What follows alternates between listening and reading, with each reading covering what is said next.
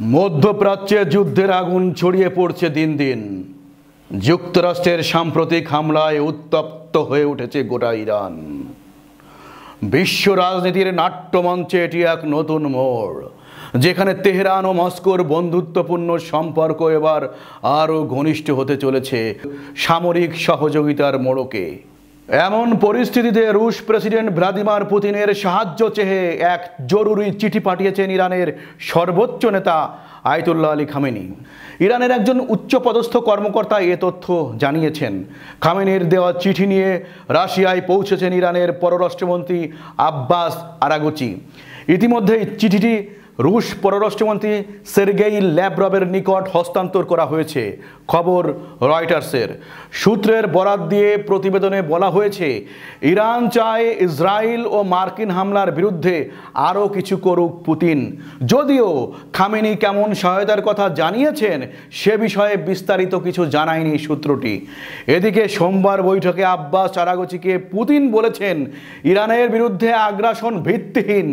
ক্রেমলিনে আরাগচির সঙ্গে আলোচনার শুরুতে পুতিন এই মন্তব্য করেন এবং বলেন, ইরান জনগণকে সাহায্য করতে রাশিয়া প্রস্তুত রয়েছে। ইরানের উপর মার্কিন হামলার নিন্দা করায় পুতিনকে ধন্যবাদ জানিয়ে আরাগচি বলেন, রাশিয়া সঠিক ইতিহাসের পক্ষে অবস্থান নিয়েছে। এই ঘটনায় ইরানের সর্বোচ্চ নেতা আয়াতুল্লাহ আলী খামেনি ও প্রেসিডেন্ট মাসুদ পেজেশকিয়ানও পুতিনকে শুভেচ্ছা জানিয়েছেন।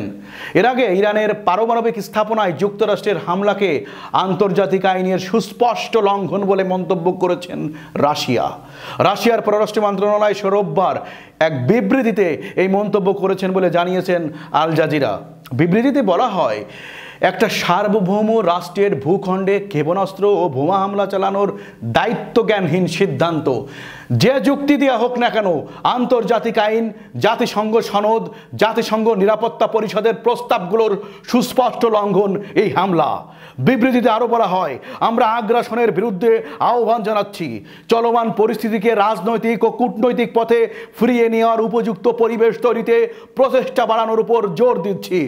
বিশ্লেষকরা মনে করছেন, এই চিঠি শুধু সামরিক সহায়তার আবেদন নয়, বরং এটি একটা বার্তা যা বিশ্বের শক্তিধর রাষ্ট্রগুলোকে ইঙ্গিত দিচ্ছে যে ইরান একা নয়। পুতিন কি সিদ্ধান্ত নেবেন সেটাই এখন আন্তর্জাতিক মহলের সবচেয়ে আলোচিত প্রশ্ন।